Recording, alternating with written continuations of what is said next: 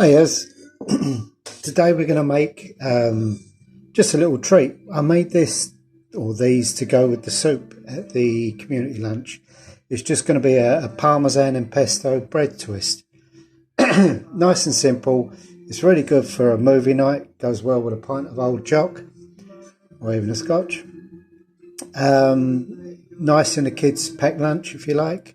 Nice to go with soup. It's just an all-round nice little treat. So, 200 grams of strong white flour. Good pinch of salt. I'm using salt and white pepper this time. It makes it look funny, but it gives it really good flavour. 140 grams of warm water. And then a packet of instant yeast I use. So I'm just putting a pinch in. And then all we're going to do, mix this by hand for a little bit, and then we're going to knead it. So I'll just get in there and mix it with my hand. Okay, so I've roughly mixed it, got it into a bowl. Now because I'm using a wooden chopping board or work surface, I'm not going to put any flour on. It may look like it's going to be a bit iffy, but it stops you adding too much flour. If you keep adding flour, you're changing the moisture level. So just bear with it. Yeah, it's going to get a bit sticky, but c'est la vie. When it does, just scrape it off the board, put it back in. And we want to knead it for a good 10 minutes. Okay, that's been about 10 minutes. You know, I said it will stick to the board. It will. These are really useful. Just wallop. Brings it all up. Carry on kneading. So as you can see, it's in a nice tight ball. Nice and lasting. All we're going to do now, pop it back in a bowl and stick a bit of cling film over the top. Or a damp tea towel, or if you've got a special gizmo for it, do that. And we're going to leave it till it doubles in size. That could take half an hour, it could take an hour. It depends how warm your kitchen is. It's a good yeast. I use the instant yeast. Maybe I didn't mention that. But it should only take about an hour. Okay, so that's doubled in size. So what we're going to do is we've now got to roll it into a big flat oblong or square, whatever shape you want. But because it's elastic dough, it's going to fight you. So what we have to do, get it into a rough square shape. And now wait 5 minutes. This allows it to rest a bit. And then when we start rolling out, we're going to roll it, wait, roll it, wait.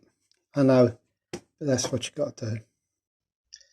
Just stick a cloth over it, stop it drying out in between rolls.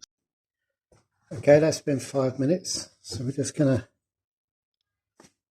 a little bit of flour, just roll it out a bit. As you can see, as you roll it, it tries to jump back at you. So it's a gradual process. Roll it, leave it. Roll it, leave it.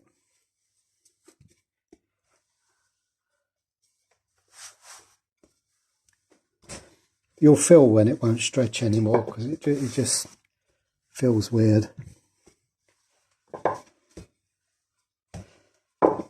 Just try and keep that squarish shape. We'll leave that for another 4 or 5 minutes. Okay, let's have a rest. Let's give it another quick roll.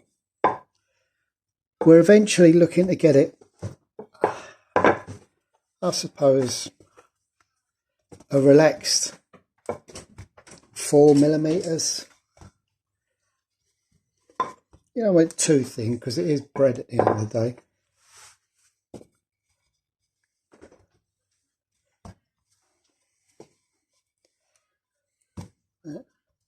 I think that's about thin enough actually. So what we'll do is we'll just let that sit for another 4 or 5 minutes before we try and do anything. Okay, it's rested a little bit. All we're going to do now is get some just shop bought pesto, better if you've got time to make it yourself. But you can use any pesto you like. I'm using just a classic basil pesto. You can use a nice chili one or a tomato one, anything you like really. What this is doing is adding a little bit of moisture, a little bit of oil and a lot of flavour, all of which are needed. So I'm just going to take a couple of moments to spread this out. Okay, that's it spread out. So we're now going to coat it with a nice layer of Parmesan, freshly grated. Now the more you put on, the more messy it's going to be when you're rolling it, but the nicer it's going to be. You don't have to use Parmesan, you could use mozzarella. You are going to resign yourself to a whole world full of gooiness there, but tasty.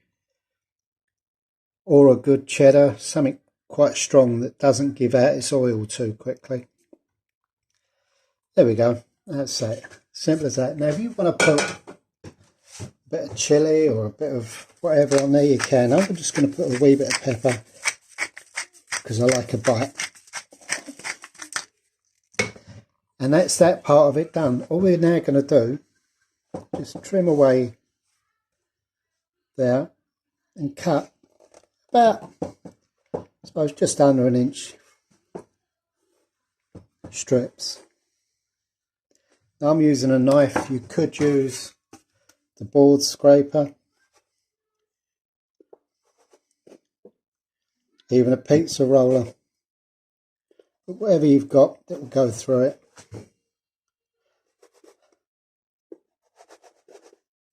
I'm just going to go and cut all that.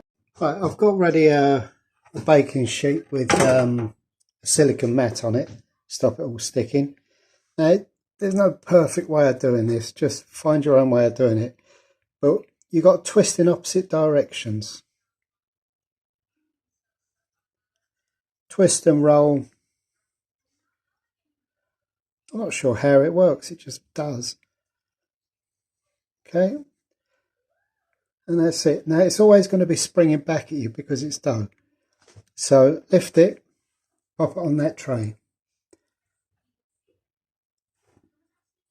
Okay, I'm going to go and do the rest. Okay, so you can see they're all done.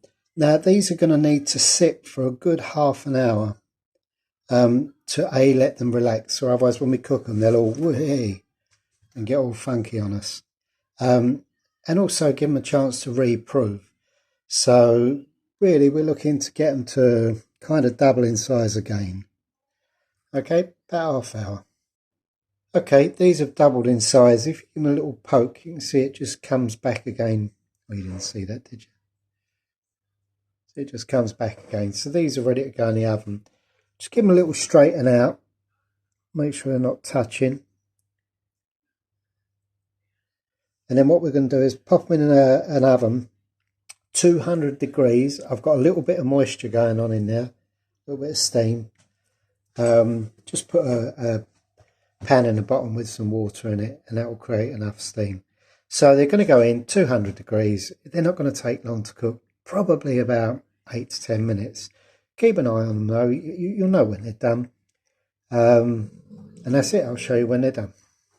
Well, there you go. They took closer to 20 minutes actually. It all depends on your oven, but as you can see they're nice and puffed up on that. What we've got to do now is just let them to cool, and then once they're cool you can either chop them in half or serve them whole. Put them in an airtight container, give them to the kids for their packed lunches, whatever. But they're very tasty, nice with a glass of wine or a pint of beer. Give them a try.